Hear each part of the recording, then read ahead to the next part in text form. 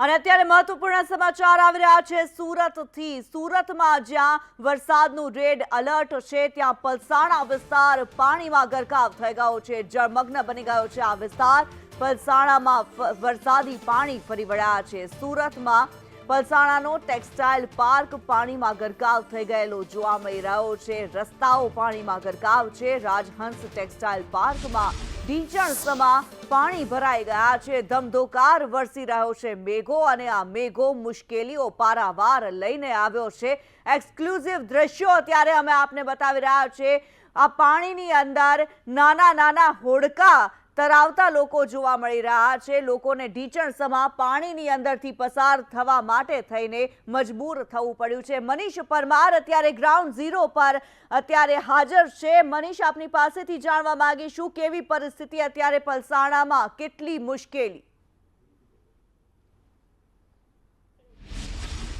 જી બિલકુલ, વાત કરીએ તો ઉપરવાસમાં જે વરસાદ વરસી રહ્યો છે, ખાસ કરીને વાત કરીએ તો બારડોલી પંથકમાં વરસાદ વરસી રહ્યો છે, ત્યારે નીચાણવાળા વિસ્તાર એટલે કહેવાય કે પલસાણામાં તારાજી સર્જી છે। બલેશ્વરમાં હોય કે પછી પલસાણામાં હોય, પલસાણામાં આ રાજહંસ ટેક્સટાઇલ પાર્ક આવેલું છે। મોટાભાગના જે ઇન્ડસ્ટ્રી વિસ્તાર આવેલો છે, ટેક્સટાઇલને જોડતો વિસ્તાર આવેલો છે, ત્યાં પાણીનો ગરકાવ થઈ ગયો છે। જ્યાં જો ત્યાં પાણી જ પાણી છે। 600થી વધુ ફેક્ટરીઓ આવેલી છે। આ તમામે તમામ લોકોને અત્યારે રજા આપી દેવામાં આવી છે। અને અત્યારે જે કારીગર છે, જોઈ શકાય છે કે કઈ રીતના મહા મુશ્કેલીથી બહાર નીકળી રહ્યા છે। આ તમામે તમામ કારીગરો છે તે કમર સુધી પાણી ભરાઈ ગયા છે અને તેમને જે આ પાણીમાંથી મહા મહેનતે તરતા પસાર થવું પડી રહ્યું છે। જોઈ શકાય છે કઈ રીતના સુરતના બારડોલી પંથકમાં જે વરસાદે તારાજી સર્જી છે અને તેનું પાણી છે તે પલસાણા વિસ્તારમાં આવી પહોંચ્યું છે અને પલસાણાની જે ખાડી છે તે લગોલગ ભરાઈ ગઈ છે અને આ પાણી ભરાવાના કારણે જ જે મિલોમાં અને ઇન્ડસ્ટ્રીઓમાં જે પાણી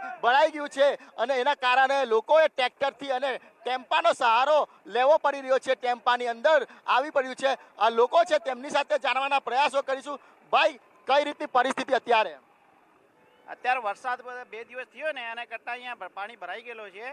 હવે કોઈ બી જવાનો રસ્તો નથી આનામાં। કેટલા લોકો છે જે પ્રભાવિત થયા છે? આમાં લગભગ 1500 થી 2000 લોકો પ્રભાવિત થયા છે। દર વર્ષે આવી પરિસ્થિતિ સર્જાય છે કે પછી આ વખતે જ છે? ના, દર વર્ષે જ આવું થાય છે। પાણી ભરાઈ જાય છે? પાણી ભરાઈ જાય છે, ટ્રેક્ટરથી આવવું પડે, પછી છેલ્લે પાવર કાપી નાખે તો અડધા છૂટી આપી દેતા છે બધાને। કેટલી નુકસાની થતી હશે? નુકસાની બહુ છે। એમાં ટેમ્પો વચ્ચે બંધ થઈ ગયો, એમાં પાણી ભરાઈ ગયો છે, એનામાં માલ બી પૂરો ખરાબ થઈ ગયો છે। મિલની અંદર બી પાણી ભરાઈ ગયું છે? નહીં, મિલની અંદર નીચે ડાઉનફોલમાં જે છે એમાં પાણી ભરાઈ ગયેલો છે, પણ આપણી મિલ છે એ છેલ્લે છે એટલે આમાં પાણી નથી આવ્યું અંદર। પાણીનો નિકાલ માટે તંત્ર તરફથી વ્યવસ્થા નથી કરવામાં આવી, કારણ કે વર્ષોથી પાણી ભરાય છે? ના, કંઈ નથી થયું એમાં। રજૂઆત કરી છે ખરી તંત્રને? તંત્રને તો બધાને ખબર જ છે। હવે અમે તો સ્ટાફ લોકો છે એટલે આપણે તો કોઈને ખબર નહીં ગઈ શકે, એ તો લોકો ઉપર શેઠ લોકો જ વાત કરી શકે એમાં તો। પલસાણામાં જે રીતની તારાજી સર્જવામાં આવી છે, વરસાદ જે રીતના વરસ્યો છે બારડોલી પંથકમાં અને તેનું પાણી છે તે સીધું આ 33 ગંગા નદી છે, 32 ગંગા નદી છે, ત્યાં આગળ 32 ગંગા ખાડી આવેલી છે, ત્યાં આગળ જે પાણી છે તેનું પાણી છે તે આ તમામે તમામ વિસ્તારમાં ફરી વળ્યું છે। 600થી વધુ મિલો આવેલી છે। આ 600 મિલની અંદર પાણી ગરકાવ થઈ ગયું છે અને તમામ જે કારીગરોને અત્યારે રજા આપી દેવામાં આવી છે। જે પ્રમાણે બારડોલી પંથકમાં વરસાદ વરસી રહ્યો છે, છેલ્લા 3 દિવસથી વરસાદ વરસી રહ્યો છે, તેનું પરિણામ છે તે જે કહેવાય કે આ રીતનું આવ્યું છે। મિલ તરફથી પણ વારંવાર તંત્રને રજૂઆત કરવામાં આવે, પરંતુ તંત્ર તરફથી કોઈ પણ પ્રકારનું ધ્યાન નહીં આપવામાં આવતા જે બલેશ્વર ગામ હોય કે પછી બલેશ્વરના આજુબાજુના ગામડા હોય, તમામ જે વિસ્તાર છે તે પાણીથી ગરકાવ થઈ ગયા છે અને અત્યારે ભારે નુકસાની વેઠવાનો વારો આવી ગયો છે। આ તમે ઇન્ડસ્ટ્રી જોઈ રહ્યા છો તે મોટી ઇન્ડસ્ટ્રી આવેલી છે। આ જે કહેવાય કે રાજન ઇન્ડસ્ટ્રી આવેલી છે, પલસાણા મેઇન રોડ પર આવેલી છે, ત્યાંની આ પરિસ્થિતિ છે।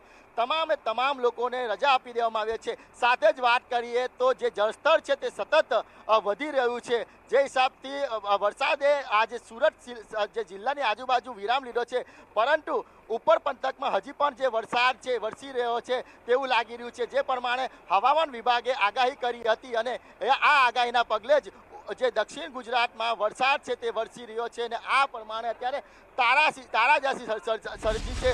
જ્યાં જો ત્યાં પાણી છે। સાથે જ વાત કરીએ તો પાણી છે તેનો વહેણ છે તે પણ સતત વધી રહ્યો છે। દ્રશ્યોમાં જોઈ શકાય છે કે કઈ રીતના ધીમે ધીમે પાણીનું વહેણ છે તે સતત વધી રહ્યું છે. હું કેમેરામેનને કહીશ કે જે પ્રમાણે અત્યારે તારાજી સર્જવામાં આવી છે, ક્યાંક ને ક્યાંક લોકોને ભારે નુકસાની વેઠવાનો વારો આવ્યો છે. જોઈ શકાય છે કે અત્યારે આ જે ગીતાંજલિ ટેક્સટાઇલ પાર્ક હોય કે આ તમામ લોકો છે છેલ્લા 2 કિલોમીટર સુધી જ્યાં જો ત્યાં પાણી જ પાણી દેખાય છે. લોકોને મજબૂરીમાં ચાલતા આ પાણીમાં પસાર થવું પડી રહ્યું છે. વહેણ જોઈ શકાય છે કે કયા પ્રકારનો અત્યારે આ જે વહેણ શરૂ થયો છે, પાણી છે તેનું વહેણની શરૂઆત થઈ છે. મહિલા હોય કે યુવાનો હોય, આ તમામ કારીગરો છે તે અત્યારે પાણીમાંથી મજબૂરીમાંથી પસાર થવા પર મજબૂર થયા છે.